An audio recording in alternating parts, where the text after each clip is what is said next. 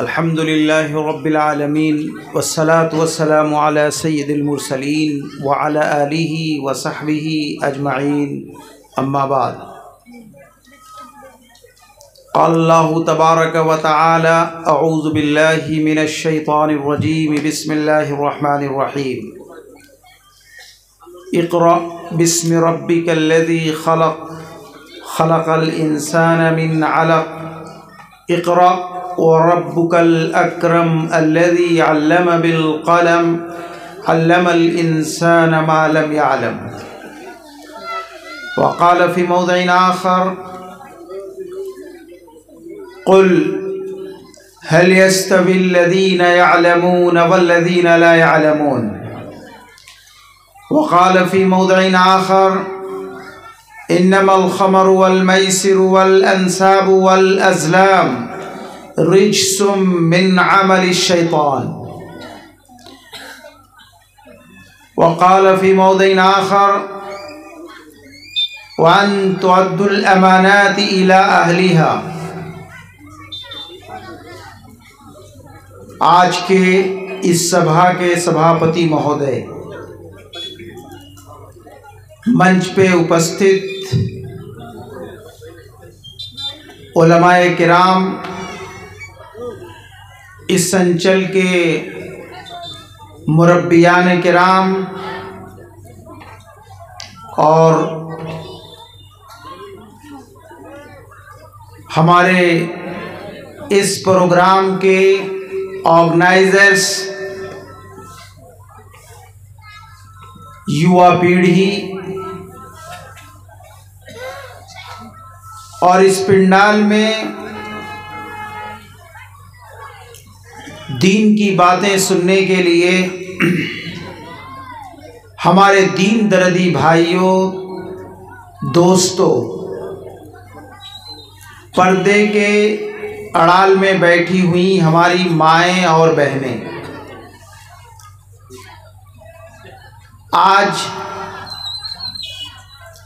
आपके इस अंचल में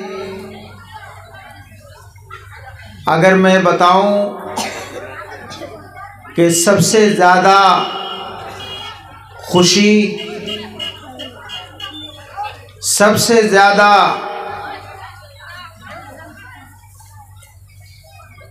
सब लोगों के आपस में मिलने जुलने और सबसे ज़्यादा उत्साह और जोश और जज्बा और उमंग हमारे दिलों में है, तो यकीनन आपका ये विशाल और विराट जलसा और इस जलसे में आप अपने सारे कामकाज को छोड़ करके महज दीन की बातें सुनने के लिए आप हजरात आए हुए हैं, ये एक बहुत ही अच्छा और शुभ अवसर है। ये बहुत ही गोल्डन चांस है कि अल्लाह रब्बुल इज़्ज़त ने आप लोगों को मौका दिया कि आप इस प्रोग्राम से ज़्यादा बेनिफिटेड हों, ज़्यादा से ज़्यादा फ़ायदेमंद हों। हम मुबारकबाद पेश करते हैं अपने उन नौजवानों को कि जिन लोगों ने बड़े उत्साह के साथ इस प्रोग्राम को आयोजन किया है। नाम है कुरान करीम की तफसीरुल कुरान का प्रोग्राम। कुरान की तफसीर यकीनन ये बहुत बड़ी बात है, क्योंकि अल्लाह रब्बुल इज़्ज़त जिसने हमें पैदा किया, जो हमारा क्रिएटर है, और न सिर्फ इंसान बल्कि इंसानों के अलावा इस दुनिया में जितनी भी चीज़ें हैं सबका पैदा करने वाला वो अल्लाह तबारक व तआला है। और उसने पूरी इंसानियत को संबोधन करके, एड्रेस करके एक किताब भेजी है जिसका नाम कुरान करीम है, जो आखिरी नबी ताजदार मदीना हज़रत मोहम्मद मुस्तफ़ा सल्लल्लाहु अलैहि वसल्लम पर नाजिल हुई। और ये सोशल रिफॉर्मेशन, समाज के संस्कार के लिए ही ये किताब अल्लाह तबारक व तआला ने हज़रत जिब्रील अलैहिस्सलातु वस्सलाम के ज़रिए से मुहम्मदुर रसूलुल्लाह सल्लल्लाहु अलैहि वसल्लम पर भेजा।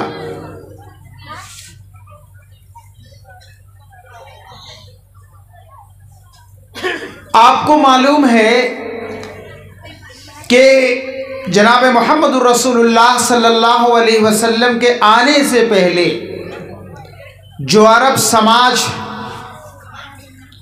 और उनकी जो सोसाइटी थी, उस सोसाइटी के बारे में अगर आपको पता चले तो मालूम होगा कि वो दुनिया में सबसे ज़्यादा असभ्य, सबसे ज़्यादा बदतहजीब, सबसे ज़्यादा अनसिविलाइज्ड, सबसे ज़्यादा जाहिल और इलिटरेट और दुनिया में किसी काम काज के लायक नहीं थे।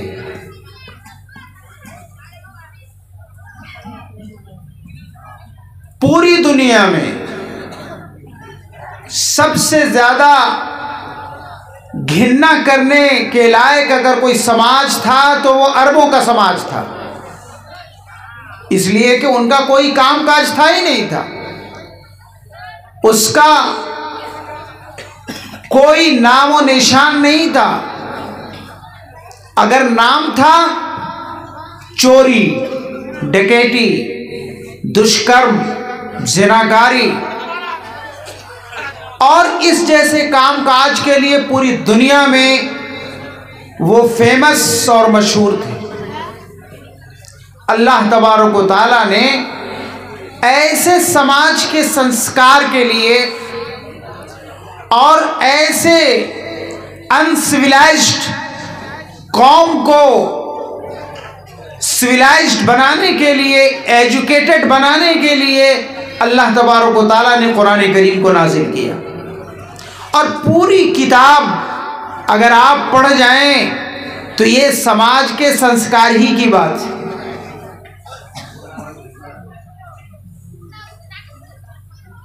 लेकिन हम और आप मुस्लिम जाति, मुसलमान कौम के having glorious past in the field of education, science and technology, हमारा अतीत बहुत अच्छा था। हुजूर अकरम सल्लल्लाहु अलैहि वसल्लम के इस संस्कार के बाद और इस रिवोल्यूशन के बाद जो एजुकेशनल रिवोल्यूशन जनाब मोहम्मद रसूलुल्लाह सल्लल्लाहु अलैहि वसल्लम ने लाया, तो हम पूरी दुनिया में सबसे ज़्यादा पढ़े लिखे, सबसे ज़्यादा ईमानदार, सबसे ज़्यादा एक अच्छे इंसान बन करके हम दुनिया में निकले और दुनिया की इमामत, क़यादत, लीडरशिप, नेतृत्व हमारे हाथ में आया। और न सिर्फ लीडरशिप बल्कि साइंस और टेक्नोलॉजी के फील्ड में भी हम सबसे आगे बढ़े। और जितने भी आविष्कार और जितने भी इनोवेशन ये हुए सब हमारे समाज के लोगों ने किया। लेकिन ये development, socio politico economy development, science, technology, politics, economy के फील्ड में जो हमने तरक्कियां की, तो उसके बाद फिर हमारे ऊपर सुस्ती आई और हम अपने सारी चीज़ों को छोड़कर और हमने पढ़ना लिखना छोड़ा और फिर हम बहुत ही नीचे आ गए। इसीलिए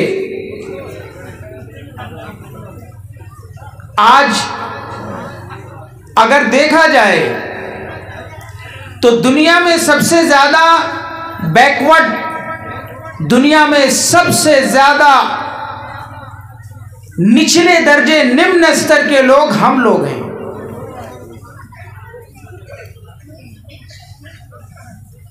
और इसके बारे में हमारे कुरान करीम में बतलाया गया है, लेकिन अफसोस है कि हम कुरान करीम को पढ़ते नहीं। कुरान जो असल गाइड बुक है अल्लाह रब्बुल इज़्ज़त की तरफ से, और हमने तरक्की किया था इसी कुरान की बदौलत। लेकिन जब कुरान करीम को हमने छोड़ा, जब कुरान करीम का जो डिमांड और जो तकाजा है, जो हमसे मुतालबा करता है, हमने उसको भुला दिया, तो फिर हम दोबारा वही बैकवर्डनेस और उसी डार्कनेस और उसी अंधेरेपन में आ गए जो हम 1400 साल पहले थे। मेरे मोहतरम बुजुर्गों और दोस्तों, ये अल्लाह का मैसेज है, अल्लाह का पैगाम है कुरान करीम। एक आशिक अपने माशूक को मैसेज भेजता है, एक माशूक अपने आशिक को मैसेज भेजता है, तो लोग परेशान होते हैं, दीवाना होते हैं कि हाँ क्या मैसेज आया है, क्या है, उसको पढ़ लिया जाए। आप इस वक्त सोशल मीडिया का ज़माना है और हर एक के हाथ में, मैं समझता हूँ, टेलीफोन है, हर एक का इंस्टाग्राम है, फेसबुक है, व्हाट्सएप है, और ग्रुप्स, कई ग्रुप्स हैं उनके पास जो दिन रात मैसेजेस को इधर से उधर भेज रहे हैं। और जब कोई मैसेज आता है, फौरन हम सारे काम काज को छोड़ करके हम लोग पढ़ने के लिए बेताब हो जाते हैं। आपको याद होगा, आज से 20-25 साल पहले, जबकि सोशल मीडिया का ज़माना नहीं था और हमारा कोई रिलेटिव कोई दूर रहता था, यहाँ से गुवाहाटी में ही समझ लीजिए, कलकत्ता में या बेंगलोर में, बॉम्बे में, दिल्ली में, और वहाँ से वो लेटर लिखता था, ख़त लिखता था, तो हम लोग परेशान रहते थे कि मेरे बेटे के पास से, मेरे पिताजी के पास से, मेरे भाई के पास से वो लेटर आया है कि नहीं आया है। हम पोस्टमैन को बार बार कहते थे, भाई मेरे घर का कोई लेटर है क्या? क्यों? इसलिए कि हमारा दिल उस तरफ लगा रहता था कि कोई लेटर आ जाए, वहाँ से कोई खैर खैरियत आ जाए। और अगर आ जाता था तो उस वक्त हम सब काम काज को छोड़ करके हम उसको फाड़ते थे और पढ़ते थे कि मेरे बेटे ने क्या लिखा, मेरे पिताजी ने क्या लिखा है, मेरी माँ ने क्या लिखा है। अगर कोई स्टूडेंट होता था तो माएँ अपने बच्चों के नाम वो पढ़ने लिखने के बारे में मैसेज भेजती थी, या और भी कुछ होता था। तो सब चीज़ें छोड़ करके सबसे ज़्यादा उस दिन खुशी इसी बात की होती थी कि आज हमारा घर से लेटर आया है, ख़त आया है। क्यों? इसलिए कि एक माँ के नाम से, एक बाप के नाम से, एक भाई के नाम से, एक बेटे के नाम से ये ख़त आ रहा है और सब इंसान पढ़ने के लिए परेशान है। या अगर हम पढ़ना लिखना नहीं जानते थे तो गांव में जो पढ़े लिखे लोग होते थे तो हम उस लेटर को ले जा करके कहते थे, बाबू जरा इसको पढ़ दो, इसमें क्या लिखा है बेटे ने। तब जाकर के हमें चैन मिलता था, खुशी होती थी। और एक मर्तबा ही नहीं बल्कि हम उस लेटर को और उस पत्र को हम कई मर्तबा पढ़ते थे। जब जब पढ़ते थे तो हमें खुशी होती थी या नहीं होती थी? मेरे दोस्तों, कुरान करीम भी अल्लाह रब्बुल इज़्ज़त का ये मैसेज है, ये लेटर है बंदों के नाम। ये अल्लाह तबारक व तआला ने लेटर भेजा है अपने बंदों के नाम, प्रिय लोगों के नाम, कि आप लोग पढ़ो इसमें क्या लिखा हुआ है। हमें भी चाहिए था कि हम जिस तरीके से अपने माँ बाप के लेटर, अपने भाई बहनों के लेटर, अपने दोस्तों के लेटर को पढ़ने के लिए परेशान रहते थे, ऐसे ही हमें चाहिए था कि हम लोग अपने अल्लाह रब्बुल इज़्ज़त के नाम से, अपने पैदा करने वाले और अपने खालिक और मालिक का जो पैगाम और जो मैसेज और जो लेटर है, हम भी उसको पढ़ दें। मेरे मोहतरम बुजुर्गों और दोस्तों, लेकिन आज हम कुरान को नहीं पढ़ते। कुरान क्या कहता है हम उसको समझने की कोशिश नहीं करते हैं। और इसीलिए अल्लाह तबारक व तआला के हाँ ये शिकायत हो गई, इन्ना कौम इत्तखज़ू हाज़ल कुरान महजूरा, कि मेरे इस कौम ने कुरान करीम को कहाँ छोड़ा, अलमारी में बंद करके रख दिया था, कभी खोल करके देखता नहीं था, बस पैक आया है और उसको रख दिया।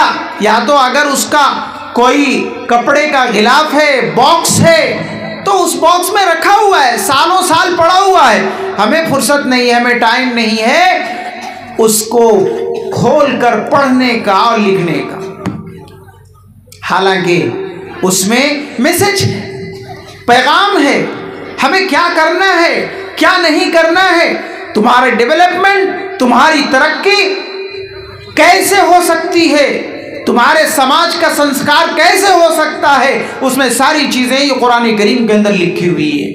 इसीलिए तो कहा है जमीउल इल्म फिल कुरानी वलाकिन तकासर अन्हु अफहामुर रिजाली, कि दुनिया के तमाम साइंस, टेक्नोलॉजी, इल्म, ये सब कुछ कुरान करीम में है। ये दूसरी बात है कि इंसान की शक्ति नहीं है कि उन तमाम चीज़ों को हासिल कर सके।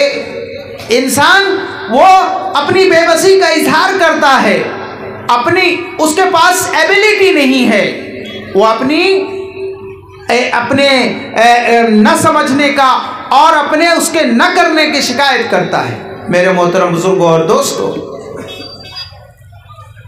आज से 100 साल पहले एक बहुत बड़े बुजुर्ग गुजरे, उनके एक मुरीद थे, वो पोस्टमैन थे, रोजाना ऑफिस जाते थे और जाते हुए एक दिन एक कब्रिस्तान से गुजर हुआ। उन्होंने देखा कि कुछ लोग इकट्ठे हैं, सोचा अच्छा जनाजा है, चले नमाज पढ़ लेते हैं साथ में। नमाजा पढ़ा जनाजे का, और नमाज पढ़ने के बाद फिर मय्यत को कब्र में दफन किया जा रहा था। उसके बाद वो भी गए कि चलो टाइम है हमारे पास अभी ऑफिस पहुंचने के लिए, तो हम भी जनाजे में शरीक हो जाते हैं। इसलिए कि एक मुसलमान के दूसरे मुसलमान पर 6 हक है। मुस्लिम शरीफ की हदीस है, लिल मुस्लिम अलल मुस्लिम सित्तुन, एक मुसलमान का दूसरे मुसलमान पर 6 हक हैं। उनमें से एक ये है कि अगर कोई जनाजा हो तो जनाजे में शरीक होना चाहिए। तो इसलिए वो जनाजे में शरीक हो गए और मिट्टी दिया। मिट्टी देते वक्त उनका कोई पेपर, कोई डॉक्यूमेंट वो कब्र में गिर गया, लेकिन उनको ख्याल नहीं है, वो चले गए। जाने के बाद ऑफिस में पहुंचने के बाद उन्होंने देखा, तलाश किया, मेरा वो डॉक्यूमेंट नहीं है। उसके बाद परेशान हुए, फिर उन्होंने गौर किया तो पता चला कि शायद लगता है कि कब्र में गिर गया होगा।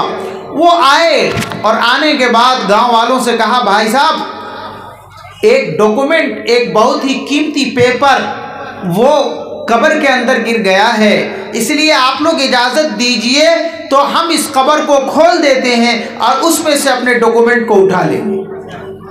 लोगों ने कहा नहीं भाई, ये कैसे हो सकता है, कब्र को आप कैसे खोलेंगे, ये नहीं हो सकता। लेकिन फिर उन्होंने कहा भाई ये तो गवर्नमेंट के कागज़ है, गवर्नमेंट का डॉक्यूमेंट है, इसलिए आप हमें परमिशन दीजिए कि हम थोड़ी देर के बाद खोल लेंगे, और खोलने के बाद फ़ौरन अपना डॉक्यूमेंट निकालने के बाद हम कब्र को ठीक उसी तरीके से जैसे पहले होगा वैसे ठीक ठाक कर देंगे। फिर उसके बाद सब मुरब्बियों ने बैठ करके और फिर फैसला किया, अच्छी बात है आप कब्र को खोलिए। अल्लाह को दिखलाना था, कब्र को जब खोला तो खुशबू आ रही है, बहुत तेज, ऐसी खुशबू कि ऐसी खुशबू लोगों ने कभी सूंघाई नहीं थी। फिर वो डॉक्यूमेंट उठाए और मुर्दा बहुत ही तरोताज़ा माशाअल्लाह, और बहुत ही शानदार खुशबू। तब उस आदमी ने कहा, अच्छा एक बात बताइए कि आदमी का अमल कैसा था, क्या काम करता था कि आज इसकी कब्र से इतनी खुशबू निकल रही है।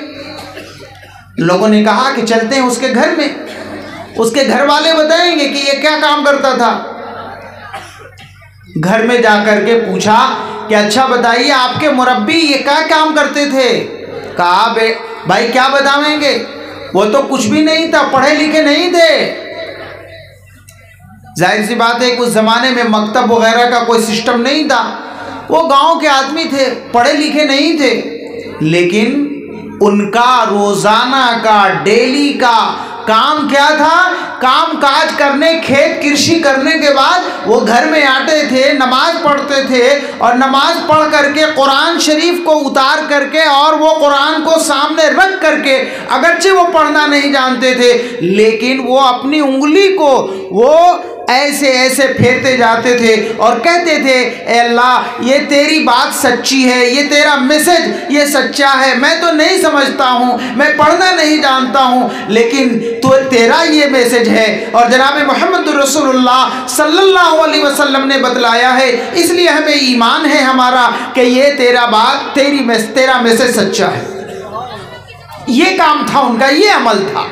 कुरान से इतने इश्क और इतनी मोहब्बत थी, और इसी मोहब्बत की बुनियाद पर अल्लाह रब्बुल इज़्ज़त ने उनको वो मकबूलियत अता फरमाई कि कब्र में जाने के बाद ही जन्नत के दरवाजे खोल दिए, और ऐसी खुशबू कि ऐसी खुशबू कभी लोगों ने सूंघा नहीं था। मेरे मोहतरम बुजुर्गों और दोस्तों, तो ये कुरान से लगाव, कुरान से इश्क और कुरान से मोहब्बत की बुनियाद पर है। एक आदमी जो पढ़ना लिखना नहीं जानता है लेकिन कुरान से मोहब्बत और इश्क है, इसकी बुनियाद पर अल्लाह तबारक व तआला ने इतनी फजीलत अता फरमाई। हदीस में आता है कि अल माहिर बिल कुरान मा सफरतिल किराम वल्लज़ी यततअतउ फिल कुरान फलहु अजरान। जो अच्छी तरीके से कुरान पढ़ेगा तो उसका ठिकाना तो बड़े बड़े फरिश्ते हैं अल्लाह के, उनके साथ होगा। लेकिन जो कुरान पढ़ना नहीं जानता अच्छी तरह से, बल्कि अटक अटक कर पढ़ता है बेचारा, लेकिन फिर भी कुरान से उसका लगाव और उसका ताल्लुक है, तो इस लगाव और इस ताल्लुक, इस संबंध की बुनियाद पर अल्लाह तबारक व तआला उसको 2 गुना डबल सवाब अता फरमाएंगे। मेरे मोहतरम बुजुर्गों और दोस्तों, पता चला कि कुरान अगर हम पढ़ना नहीं जानते हैं लेकिन फिर भी हमको कुरान से इश्क रखना पड़ेगा, कुरान से मोहब्बत करनी पड़ेगी। क्यों? इसलिए कि ये अल्लाह का मैसेज है, अल्लाह का वाणी है, अल्लाह का पैगाम है। मेरे दोस्तों, देखा आपने कुरान करीम को सिर्फ पढ़ने की बुनियाद पर, और अगर कोई समझकर पढ़ता है कुरान करीम को, अगर उसकी कोई तफसीर पढ़ता है, तशरीह समझता है, तब तो फिर नूरुन अला नूर, फिर क्या कहना, वो तो अल्लाह तबारक व तआला से बातचीत कर रहा है। हदीस में आता है कि इन्नल अब्द युनाजी रब्बहु फिस सलात, के इंसान अपने रब से, अपने मौला से, अपने अल्लाह से वो बातचीत करता है नमाज में। क्यों? इसलिए कि नमाज में कुरान को पढ़ता है, तो नमाज में कुरान पढ़ने की वजह से गोया के वो बातचीत कर रहा है, अल्लाह रब्बुल इज़्ज़त से इतना करीब हो जाता है बंदा। मेरे दोस्तों, अब आप अंदाज़ा लगा लीजिए कि अगर वक्त का प्राइम मिनिस्टर है, प्रेसिडेंट है, या कोई चीफ मिनिस्टर है, या कोई बहुत ही ऊंचे पद पर है, अगर हमारा उसके साथ टाइम मिल जाए बातचीत करने का, तो हम बहुत ही गौरव महसूस करते हैं, हम बहुत प्राउड फील करते हैं और फख्र के साथ कहते हैं कि जानते हो हम कितने ऊंचे दर्जे के आदमी हैं। आज तो हम प्राइम मिनिस्टर से मिलने के लिए गए थे, जो डेलीगेशन गया था, अगरचे डेलीगेशन में उनका बातचीत करने वाला कोई और था, लेकिन सिर्फ वो डेलीगेशन के साथ गया था, लेकिन वो अब सोशल मीडिया में हर जगह पे उसकी बातें आ रही हैं। अब अखबारात में, डेली पेपर में रोजाना आ रहा है उसका, हाँ फला साहब इस डेलीगेशन में शामिल थे, तो वो कितना फख्र महसूस करता है। मेरे दोस्तों, अगरचे बात करने का मौका नहीं मिला, सिर्फ डेलीगेशन में शरीक हुआ, उस डेलीगेशन में शामिल होने के बुनियाद पर वो इतना ज्यादा वो प्राउड फील कर रहा है। तो आप अंदाजा लगाइए कि जब बादशाहों के बादशाह, जब प्राइम मिनिस्टरों के प्राइम मिनिस्टर जो अल्लाह रब्बुल इज्जत है, अगर उससे हमें बातचीत करने का मौका मिल जाए तो फिर नूरुन अला नूर, दुनिया और दुनिया की जितनी चीजें हैं वो सबसे ज्यादा कीमती है। मेरे मोहतरम बुजुर्गों और दोस्तों, और आपको इसके लिए कोई पहले से टाइम नहीं लेना पड़ेगा। आपको इससे पहले अगर प्राइम मिनिस्टर से मिलना है, न जाने हमें 2 महीना 4 महीना पहले लेटर लिखना पड़ेगा, अप्रूवल होगा, फिर उसके बाद टाइम मिलेगा। हाँ हो सकता है, नहीं भी हो सकता है, लेकिन अल्लाह रब्बुल इज्जत से इसके लिए कोई टाइम लेने की जरूरत है? नहीं, बिल्कुल भी नहीं। बस आप कुरान को पढ़िए और अपने रब से आप बात करते हुए चले जाइए। मेरे मोहतरम बुजुर्गों और दोस्तों, इसलिए हमें चाहिए कि हमें कुरान करीम को पढ़ना चाहिए, कुरान करीम की तिलावत करनी चाहिए, और कुरान करीम की तिलावत के साथ साथ उसकी तफसीर भी पढ़नी चाहिए, इसलिए कि इसी में हमारे समाज का संस्कार है। हम अगर कामयाबी की तरफ लौटना चाहते हैं, अगर दुनिया में हम तरक्की करना चाहते हैं, अगर हम डेवलपमेंट चाहते हैं, तो हमें कुरान की तरफ लौटना पड़ेगा, कुरान को पढ़ना पड़ेगा, कुरान को सीनों में बसाना पड़ेगा, कुरान को अपने घरों में लाना पड़ेगा, कुरान को अपने समाज में लाना होगा। तब जा करके हमारी ये पिछड़ी कौम, हमारी ये सबसे ज्यादा जो बैकवर्ड कौम है, वो आगे बढ़ेगी। मेरे मोहतरम बुजुर्गों और दोस्तों, जनाब मोहम्मद रसूलुल्लाह सल्लल्लाहु अलैहि वसल्लम ने अपने समाज का संस्कार कैसे किया? अपने समाज का संस्कार इस कुरान करीम के जरिए से किया।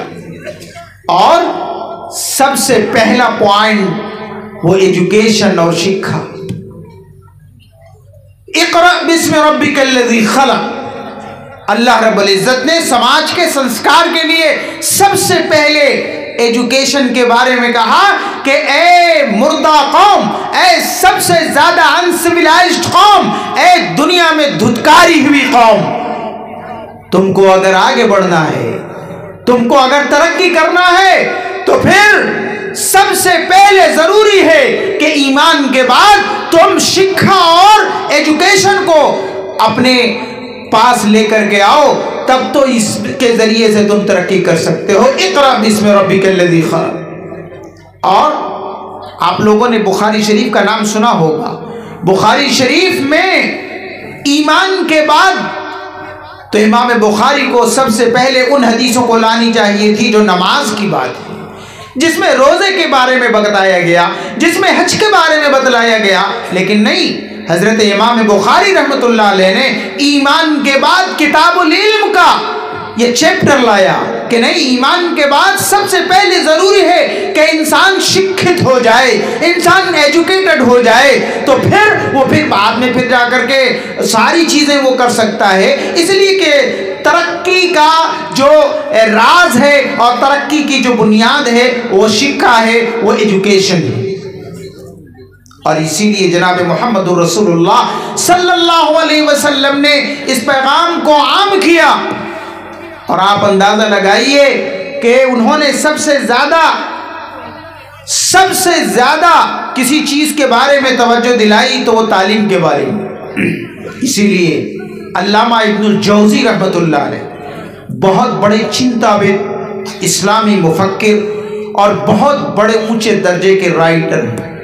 उन्होंने लिखा है कि कुरान करीम में 889 टाइम्स, 889 बार इल्म के बारे में, तालीम के बारे में अल्लाह रब्बुल इज्जत ने बतलाया। मेरे मोहतरम बुजुर्गों और दोस्तों, आप अंदाजा लगाइए कि सबसे पहले हमें शिक्षा और तालीम हासिल करनी, तब जाकर के हम तरक्की याफ्ता होंगे। हमारे समाज के अंदर संस्कार, हम समाज का संस्कार कर सकते हैं। और उसके बाद आप अंदाज़ा लगाइए कि हुजूर अकरम सल्लल्लाहु अलैहि वसल्लम ने उन लोगों को कि जो पढ़े लिखे हुए लोग थे उनको कहा कि हाँ ठीक है, अगर तुम कैदी बन करके आए हो तो तुमको कैद से छुटकारा दिया जाएगा उस वक्त जबकि तुम हमारे में से 10 आदमियों को शिक्षा दे दोगे, पढ़ा दोगे। जो प्रेफरेंस दिया हुजूर अकरम सल्लल्लाहु अलैहि वसल्लम ने शिक्षा और तालीम को। एक लंबी यहाँ तफसीर है, मैं उधर नहीं जाना चाहता। मैं बस आज के समस्या के सिलसिले में और आज की जो हमारी जो ज़रूरत है उसके बारे में हम आपको बताना चाहते हैं कि आज हमारा पॉपुलेशन पूरे मुल्क में 14.4%, आसाम में 35%। लेकिन अगर आप अंदाज़ा लगाएं कि हमारा जो IAS, IPS, IRS, इसमें हमारा रिप्रेजेंटेशन कितना है, हम कितने ऊंचे दर्जे के पढ़े लिखे लोग हैं कि ये जो की पोस्ट्स हैं उसमें हमारे कितने लोग हैं। सर्वे रिपोर्ट में आया 0.2%। आप अंदाज़ा लगाइए कि हम कितने पढ़े लिखे लोग हैं। और उससे नीचे आइए, अगर हम हेल्थ एंड हाइजीन में अगर देखते हैं तो हमारे जो प्रतिनिधित्व है वो कितना है, वो 5.4%। और अगर पुलिस डिपार्टमेंट में जाएं तो ज़्यादा से ज़्यादा 6%। और इससे निम्न स्तर की जो चाकरी है उसमें हम ज़्यादा से ज़्यादा 100% जो हमारी पॉपुलेशन है उसमें से हम 19% ये जो लोअर ग्रेड के जो मुलाजमतें हैं और जो पोस्ट हैं उसमें हम। लेकिन इसके विपरीत आप अंदाज़ा लगाइए कि ये जो सड़कों पर, ट्रेनों में, गाड़ियों में जो भिक्का करने वाले हैं या हर कॉर्नर पे, बाजार में, जहाँ कहीं भी जाएंगे ये भिक्का करने वाले लोग ये हमारी कम्युनिटी से बिलोंग करते हैं, हमारे समाज से इनका ताल्लुक है। और वो बच्चे छोटे छोटे, आप ट्रेनों में जाएंगे और नाम पूछेंगे पता चल जाएगा कि ये कौन है। तो बेगर जो भीख मांगने वाले हैं, भिक्का करने वाले हैं, वो कितने लोग हैं, वो हमारे समाज के 25% लोग।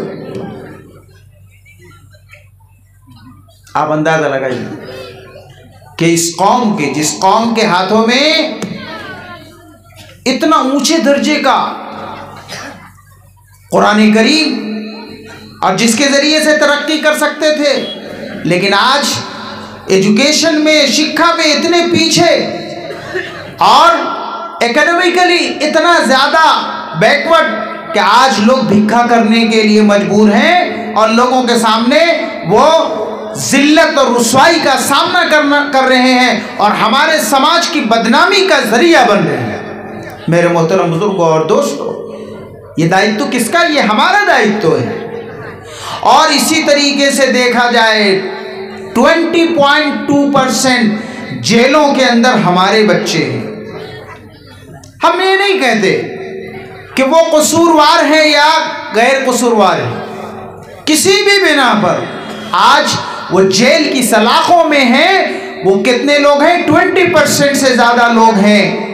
आप अंदाज़ा लगाइए कि फिर हम बचे कुछ है कितने। हमारी तो पॉपुलेशन सिर्फ 14% और 14% में से इतने लोग सब इधर उधर हैं।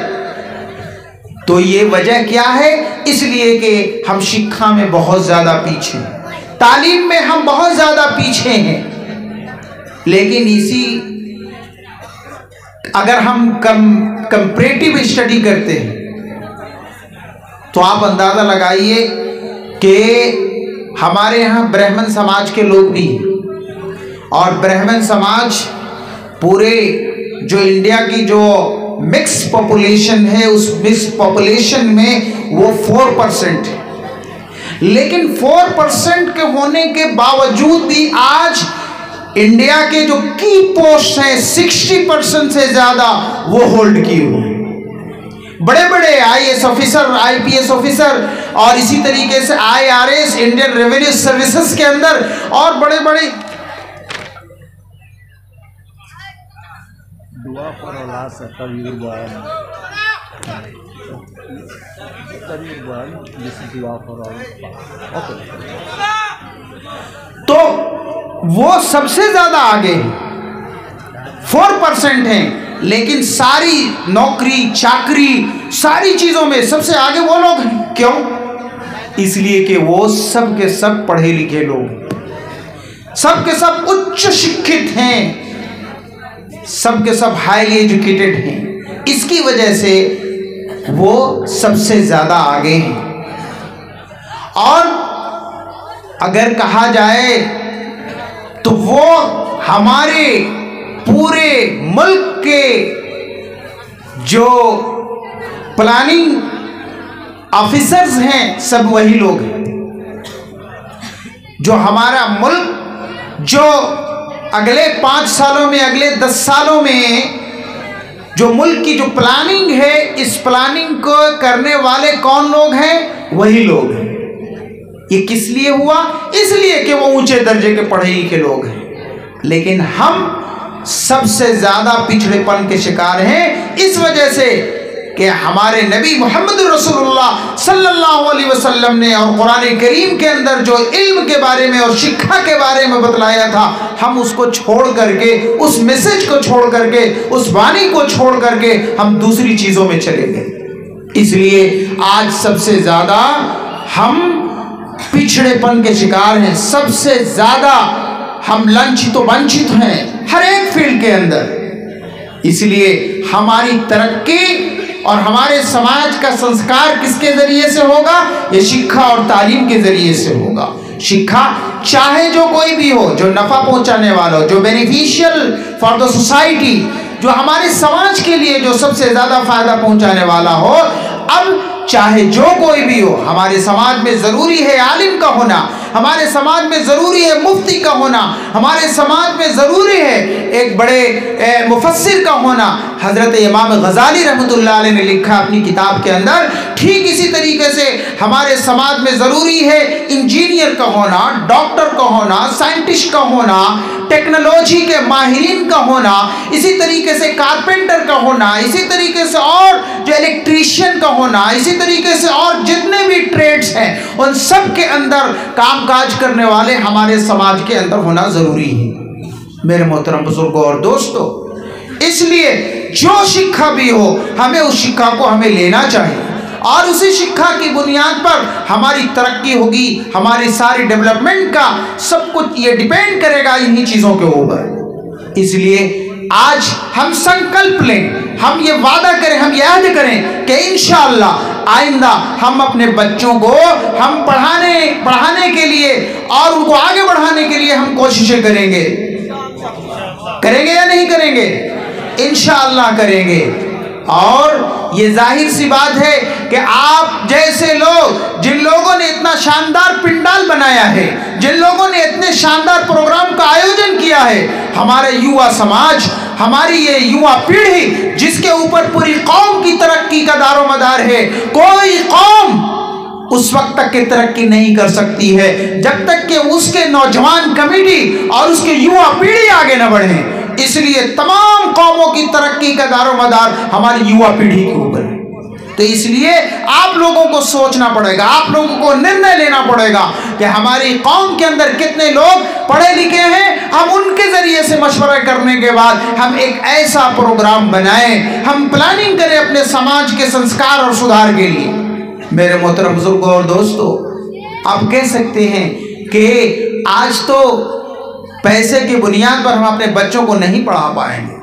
हाँ, आपका सवाल सही है, लेकिन ये भी याद रखिए कि हम अगर साल भर के जो ईद है, पर्व है, त्योहार है, उस ईद और पर्व और त्योहार के लिए कपड़े न बनाएं, बल्कि अपने बच्चों के स्कूल की फीस के लिए अपने हम पैसे को रख लें, तो क्या हमारी ईद नहीं बनेगी? हमारी ईदें होंगी। हमारे घरों की शादियों में हम फजूल खर्ची नहीं करेंगे, बल्कि उन पैसों को हम अपने बच्चों को तालीम दिलाने के लिए हम रखेंगे। मेरे मोहतरम बुजुर्गों और दोस्तों, हम आधा पेट खाएंगे, हम 2 वक्त नहीं खाना खाएंगे, बल्कि हम अपने घर में 1 वक्त का खाना खाएंगे। 1 वक्त का पैसा अपने बच्चों की पढ़ाई के लिए हम जमा करके रखेंगे, ताकि आने वाले दिनों में हमें उसकी जो फीस अदा करनी है, हम उस पैसे से फीस अदा करेंगे। क्या ऐसा नहीं हो सकता है मेरे मोहतरम बुजुर्गों और दोस्तों? और अगर हमारे समाज में ऐसे लोग हैं जिनको अल्लाह तबारक व तआला ने माल और दौलत से नवाजा है, तो वो स्कॉलरशिप बच्चों को अदा कर सकते हैं। आप देखें अपने समाज में बैठ करके कौन बच्चा आगे बढ़ने वाला है, कौन नीट क्लियर करने वाला है, कौन IIT के लिए, IIM के लिए कौन बच्चे तैयारी करेंगे, कौन उपयुक्त हैं इसके लिए। तो उनको हम आगे बढ़ाने के लिए हमारे पास जो अच्छे लोगों की टीम है, वो हो सकता है कि हमारे समाज में 10 आदमी होंगे, तो वो सब मिल करके और उसका स्कॉलरशिप का निज़ाम करेंगे। तो इंशाअल्लाह वो बच्चे को चाहे जहाँ कहीं भी हमें भेजना हो, चाहे जिस इंस्टीट्यूशन में हमें भेजना हो, हम भेजेंगे। क्योंकि वो बच्चा जब पढ़ करके आएगा तो खरबूजे को देख करके खरबूजा रंग पकड़ता है। अगर एक समाज के अंदर हमारा तालीम याफ्ता होगा तो उसको देख करके हमारे दूसरे बच्चे भी आगे बढ़ने की कोशिश करेंगे कि वो बच्चा नीट क्लियर कर लिया है, वो बच्चा वो IIT के लिए वो तैयार हो गया है, उसने ये कॉम्पिटिटिव एग्जाम को उसने क्लियर कर लिया है। माशाअल्लाह, हमारे बच्चे क्यों नहीं आगे बढ़ेंगे? हम क्यों नहीं आगे बढ़ेंगे? उनमें जोश होगा, उनमें हिम्मत होगी, इनमें वलवला और उमंग पैदा होगा, तो इस तरीके से इंशाअल्लाह हमारा समाज आगे बढ़ेगा। मेरे मोहतरम बुजुर्गों और दोस्तों, इसलिए हमें चाहिए कि हम कुरान करीम के इस मैसेज को पढ़ें, हम कुरान करीम के इस वाणी को पढ़ें। इक़रा बिस्मि रब्बिकल्लज़ी खलक़, पढ़ो अपने उस रब के नाम से जिसने तुमको पैदा किया है। मेरे मोहतरम बुजुर्गों और दोस्तों, और हाँ, ये भी ज़रूरी है कि शिक्षा का संबंध किसके साथ होना चाहिए? अल्लाह के साथ होना चाहिए, अल्लाह के नाम के साथ होना चाहिए। वो शिक्षा जो अल्लाह के नाम के साथ उसका संबंध नहीं हो, तो फिर वो शिक्षा नहीं होगा। आज बहुत सारे लोग आते हैं पढ़ करके, लेकिन पहले ज़माने में ऐसा होता था कि लोग, जहालत थी, हम कहते थे कि जहालत है, और उस जहालत की बुनियाद पर चोरी भी थी, डकैती भी था। चोरी और डकैती करने का दूसरा तरीका था, और वो क्या था? दूसरा तरीका ये था कि किसी के पास ब्लेड होता था और चलते चलते वो किसी की जेब में ब्लेड काट डालता था, काटता था और उसके पैसे निकाल लेता था। बैग है, बैग में ब्लेड लगाया और उसके बाद उसमें से सामान को निकाला, लेकर के चला गया। तो ये भी एक तरीका था चोरी और डकैती करने का।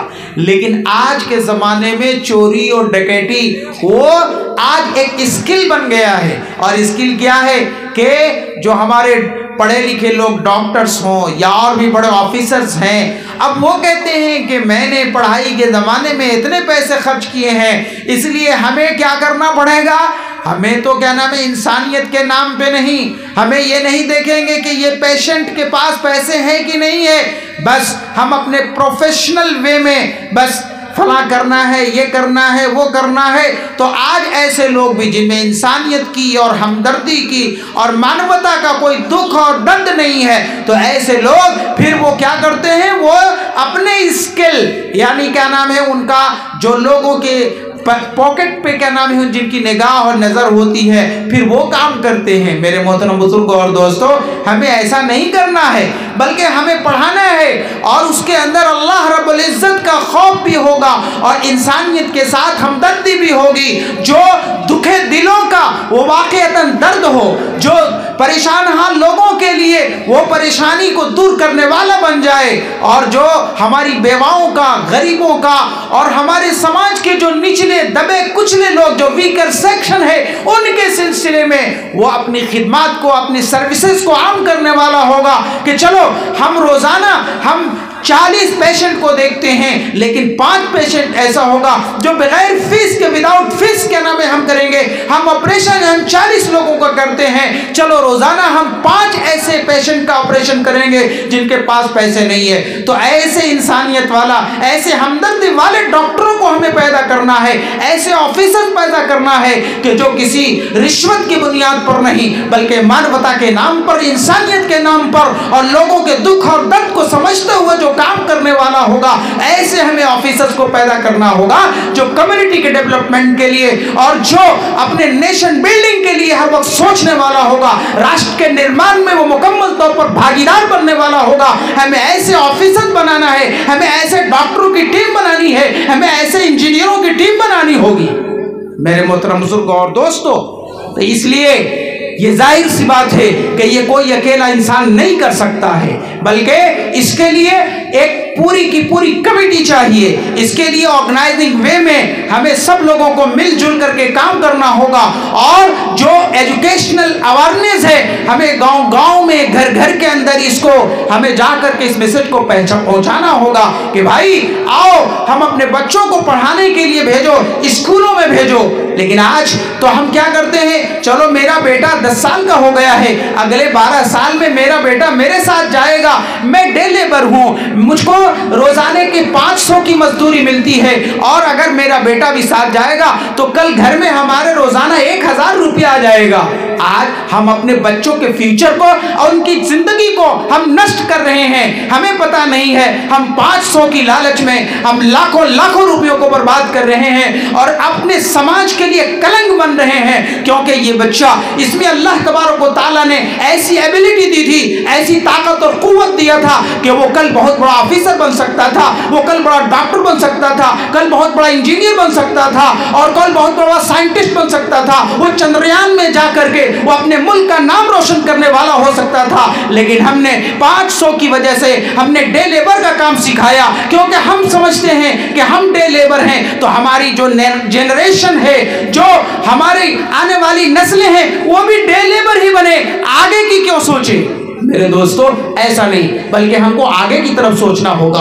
एक बाप अपने बच्चे के बारे में ये सोचता है, निर्णय लेता है कि हमसे 10 गुना ज्यादा वो तरक्की करे, तो 10 गुना कब तरक्की करेगा, जबकि आप सोचेंगे कि मैं तो यहीं रह गया, हमारे पास कोई ऐसा चांस नहीं था, हमारे पास पैसे नहीं थे, हम पढ़ नहीं सके थे। लेकिन आज हम ये अज़्म करते हैं, हम ये अपने दिल में हिम्मत बांधते हैं कि इंशाअल्लाह अपने बच्चों को हम पढ़ाएंगे। मेरे मोहतरम बुजुर्गों और दोस्तों, आज हमें एजुकेशनल इंस्टीट्यूशन की जरूरत है, आज हमें मदरसों की जरूरत है, मकतबों की जरूरत है, आज छोटे छोटे स्कूल की जरूरत है, हर गांव के अंदर स्कूल होना चाहिए। मेरे मोहतरम बुजुर्गों और दोस्तों, कि जहां पे अच्छे टीचर्स हों और अच्छे सब्जेक्ट के पढ़ाने वाले हों, जो स्किल्ड हों। और आज के जमाने में तो आपको मालूम है कि एजुकेशन कितनी तरक्की कर रहा है, किस अंदाज से पढ़ाना है। अपने बच्चों के लिए उसी स्कूल का चॉइस करें कि जिसमें उन बच्चों का फ्यूचर बन सकता है। और ये भी याद रखना जरूरी है कि डिस्क्रिमिनेशन नहीं होनी चाहिए। ऐसा ना हो कि अगर लड़का है तो हम अपने लड़के के लिए तो अच्छा स्कूल हम भेजेंगे, लेकिन अगर हमारे घर में बच्चियां और लड़कियां हैं तो उनको हमको पढ़ाने की क्या जरूरत है। बस हम क्या नाम है 1 क्लास 2 क्लास पढ़ा देंगे, या गांव का जो क्या नाम है एक टूटा फूटा स्कूल होगा उसमें हम भेज देंगे और बस काफी है पढ़ा लेना। जी नहीं, हरगिज नहीं। बल्कि अगर आपको अल्लाह ने शक्ति दिया, अगर अल्लाह ने आपके पास बजट दिया है और आप अपने बच्चे के लिए निर्णय ले रहे हैं कि हम अपने बच्चों को बेहतरीन स्कूल में भेजेंगे और मंथली अगर हम 5000 रुपए खर्च करने के सक्षम होंगे तो हम उसके ऊपर खर्च करेंगे। ठीक इसी तरीके से अगर हमारी बच्चियां हैं तो उनके लिए भी हमें ऐसा ही निर्णय लेना पड़ेगा।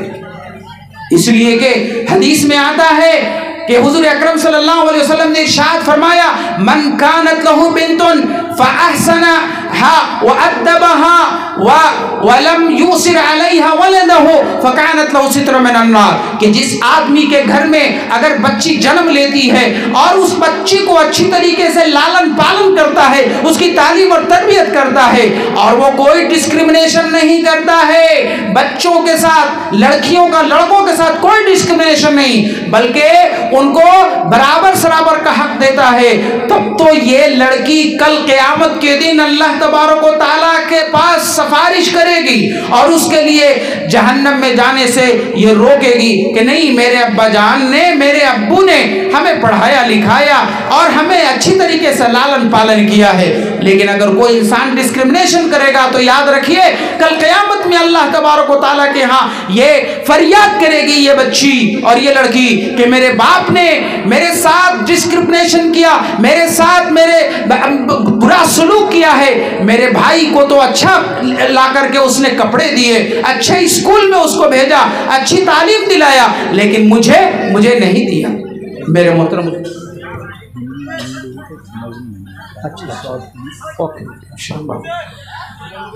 इसलिए हमें चाहिए कि हमें इस बारे में कोशिशें करनी है। नंबर 2 ये है, मैंने कुरान की आयत पढ़ी थी, इन्नमल खमर वल मैसिर वल अंसाब वल अज़लाम रिज्सुम मिन अमल शैतान। आज जो युवा पीढ़ी है, जो चाहिए था शिक्षा दीक्षा में वो आगे बढ़ दे, लेकिन आज हमारे नौजवान बच्चे वो नशा के बारे में वो सबसे ज़्यादा आगे हैं। आज हमारे बच्चे वो टैबलेट ले रहे हैं, वो शराब पी रहे हैं और शराब की जितनी चीज़ें हैं वो सब अपने घरों में यूज़ कर रहे हैं। अल्लाह हमको नजात दे। ये आज ये इसके बाद यानी 2020 के बाद से एक ऐसा माहौल और ऐसा इन्वायरमेंट हो गया है कि हमारे बच्चे ज़्यादातर वो सबसे ज़्यादा नशे के आदी बन रहे हैं। इसलिए हमें नशा मुक्त समाज बनाना है। इन्नमल खमर वल मैसिर वल अंसाब वल अज़लाम रिज्सुम मिन अमल शैतान, शराब, जुआ और ये क्या नाम है, पासा वगैरह का खेल, ये शैतान का काम है। इसलिए तुम अपने आप को बचाओ। और जानते हैं आप, शराब और नशा की चीज़ें ऐसी हैं कि इंसान की अकल भी बर्बाद और सारे के पूरा समाज बर्बाद हो जाता है। नसई शरीफ की हदीस है कि उसके अंदर बतलाया गया कि एक औरत ने एक आदमी को बुलाया और उसने कहा कि 3 चीज़ों में से एक काम को करना पड़ेगा, या तो तुम शराब पियो और या नहीं तो फिर इस बच्चे को कत्ल करो और नहीं तो मेरे साथ दुष्कर्म करो। अब वो इंसान परेशान है कि करें तो क्या करें, इसलिए कि भागने का कोई रास्ता नहीं है, कोई ना कोई ये काम करना पड़ेगा। उन्होंने सोचा कि बच्चे को तो इसको कत्ल करना ये तो बहुत ही गलत बात है, बहुत बड़ा पाप है, और दूसरी चीज़ दुष्कर्म करना, ज़िना करना ये भी बहुत बड़ा पाप है। चलो तीसरी चीज़ जो आसान है, शराब का पी लेना, हम इसको कर लेते हैं। इसलिए उसने शराब तो पी लिया, लेकिन क्या हुआ, शराब पीने के बाद फिर उसने ऐसा मस्त हुआ, ऐसा नशे में आया कि फिर जाकर के उसने दुष्कर्म भी किया, ज़िना भी किया और उसके बाद उस छोटे बच्चे को कत्ल भी किया। तो मेरे मोहतरम बुजुर्गों और दोस्तों, इसलिए हमें ज़रूरी है कि हम अपने समाज के बारे में हम गौर व फिक्र करें, चिंता करें कि हम अपने समाज को नशा मुक्त समाज कैसे बनाना है। हमारे नौजवान बच्चे और हमारे ये छोटे छोटे बच्चे भी आज क्या नाम है, नशा के ये आदी बनते जा रहे हैं। इसलिए इसके बारे में हम कोई प्लान बनाएं, कोई प्रोग्राम बनाएं, ताकि किस तरीके से हमारे गांव के कोई भी बच्चा इस तरीके का नशा और नशा जातीय जितनी भी चीज़ें उससे इसको दूर रखे, ताकि हमारा समाज आगे बढ़े। जब नशा में मस्त होगा तो पढ़ेगा क्या, वो तो क्या है, स्कूल में भी जाएगा तो नशे में धुत होकर के वो कोई पढ़ नहीं सकता, न वो एग्ज़ाम पास कर सकता, न कॉम्पिटिटिव एग्ज़ाम में वो बैठ सकता है और न आगे की चिंता कर सकता है, न माँ बाप के बारे में, न समाज के बारे में चिंता, न मुल्क के बारे में चिंता करेगा। इसलिए वो समाज के ऊपर बहुत बड़ा बोझ बनेगा। तो आइए हम संकल्प लें कि हम अपने समाज को शिक्षित भी बनाएंगे और अपने समाज को नशा मुक्त भी बनाएंगे।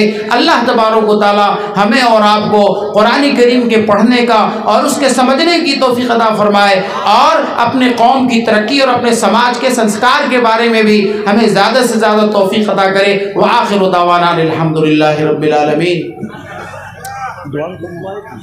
सब लोग दरूद शरीफ पढ़ लें। अल्लाहुम्मा सल्लि अला मुहम्मद व अला आलि मुहम्मदिन कमा सल्लैता अला इब्राहीम व अला आलि इब्राहीम इन्नका हमीदुम मजीद। अल्लाहुम्मा बारिक अला मुहम्मद व अला आलि मुहम्मदिन कमा बारकता अला इब्राहीम व अला आलि इब्राहीम इन्नका हमीदुम मजीद। रब्बना ज़लमना अनफुसना फ़ग़फ़िर लना व इल्लम तग़फ़िर लना व तरहमना लनकूनन्न मिनल ख़ासिरीन। रब्बना ला तुआखिज़ना इन नसीना औ अख्ताना रब्बना वला तहमिल अलैना इसरन कमा हमलतहु अलल लज़ीना मिन क़ब्लिना रब्बना वला तुहम्मिलना मा ला ताक़त लना बिहि वअफ़ु अन्ना वग़फ़िर लना वरहमना अंत मौलाना फंसुरना अलल क़ौमिल काफ़िरीन। ऐ मौला करीम तू गफ़ूर रहीम है मौला, हम तो गुनहगार हैं मौला। ऐ मौला तेरे दरबार में हाथ उठाए हो मौला। ऐ मौला भिखारी बन करके अपने गुनाहों की माफ़ी मांगते हैं मौला। ऐ मौला तू माफ़ कर दे मौला। ऐ मौला बख्श दे मौला। ऐ मौला हमें भी बख्श दे मौला। ऐ मौला इस मजलिस में जितने भी बैठे हुए हैं मौला सबको गुनाहों को माफ़ कर दे मौला। ऐ मौला पर्दे में बैठी हमारी माएँ और बहनें भी हैं, ऐ मौला उनको भी बख्श दे मौला। ऐ मौला इस पूरे अंचल के सारे लोगों को बख्श दे मौला। ऐ मौला तमाम मोमिनीन व मोमिनात को बख्श दे मौला। ऐ मौला जो दुनिया से जा चुके हमारे माँ बाप, हमारे दादा दादी, हमारे नाना नानी, हमारे भाई बहन, ऐ मौला हमारे जितने भी रिश्तेदार, जितने रिलेटिव जो दुनिया छोड़ करके कब्रों में जा चुके हैं मौला, ऐ मौला सबकी मग़फ़िरत अता फरमा। ऐ मौला सबकी कब्रों को नूर से भर दे मौला। ऐ मौला जन्नत फिरदौस में उनको जगह नसीब फरमा दे मौला। ऐ मौला जो हम में ऐ मौला जो बाकी है मौला, ऐ मौला उनको दीन पर चलने की तौफीक अता फरमा। ऐ मौला उनको नेक रास्ते पर चलने की तौफीक अता फरमा। ऐ मौला सबको नमाजी बना। ऐ मौला सबको मुत्तहिद कर दे, आपस के दुश्मनी को, बुग़्ज़ को, कीना और कपट को दूर फरमा, एक और नेक बना दे मौला। घर घर में नमाजी बना, हर घर में शिक्षा अर्जन करने वाले लोगों को बना। ऐ मौला हमारे समाज को ऐ मौला तरक्की याफ्ता समाज बना दे मौला। ऐ मौला हमारे समाज को नशा मुक्त समाज बना दे मौला। ऐ मौला हमारे समाज को शिक्षित समाज बना दे मौला। ऐ मौला करीम हर किस्म की नेकियों से माला माल फरमा। ऐ मौला हम में जो बिजनेसमैन हैं मौला, ऐ मौला उनके बिजनेस और वाणिज्यों में तरक्की अता फरमा। जो खेत कृषि करने वाले हैं मौला, ऐ मौला उनकी खेत और कृषि में तरक्की अता फरमा। ऐ मौला जो निबिनवा समस्या है मौला, ऐ मौला जो हमारे इन बेरोज़गार नौजवानों का है मौला रोज़गार से लगा दे मौला, नौकरी और चाकरी दिला दे मौला। ऐ मौला करीम हमारी जितनी समस्याएं मौला सबका समाधान फरमा दे मौला। ऐ मौला करीम आने वाले दिनों में ऐ मौला हमारे ऊपर खैर का और करम की नज़र अता फरमा। ऐ मौला करीम इस मुल्क को तरक्की अता फरमा। ऐ मौला हमारे पूरे आसाम को तरक्की अता फरमा।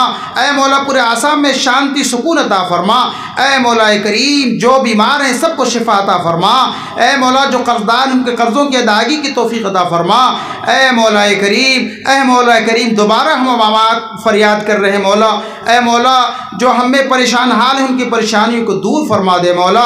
जो गरीब हैं मौला, जो बेवा और मिस्कीन हैं मौला, उनकी समस्याओं का भी समाधान कर दे मौला। मदारिस की मराकिज़ की हिफाजत फरमा। ऐ मौला करीम मसाजिद की हिफाजत फरमा। ऐ मौला दीन की हिफाजत फरमा। ऐ मौला करीम जनाब मोहम्मद रसूलुल्लाह सल्लल्लाहु अलैहि वसल्लम से सच्चा इश्क और सच्ची अक़ीदत अता फरमा। ऐ मौला कुरान का इश्क अता फरमा। ऐ मौला कुरान से लगाव अता फरमा। ऐ मौला करीम इस प्रोग्राम के आयोजन करने वालों को ऐ मौला करीम उनके जो मकासिद हैं उनके मकासद में कामयाबी नसीब फरमा दे मौला। ऐ मौला सबकी दुआओं को सुन ले, सबकी दुआओं को कबूल फरमा ले ऐ मौला। व सल्लल्लाहु तआला अला खैर खल्क़ मुहम्मद व अला आलिहि व सहबिहि अजमईन बिरहमतिका या अरहमर राहिमीन।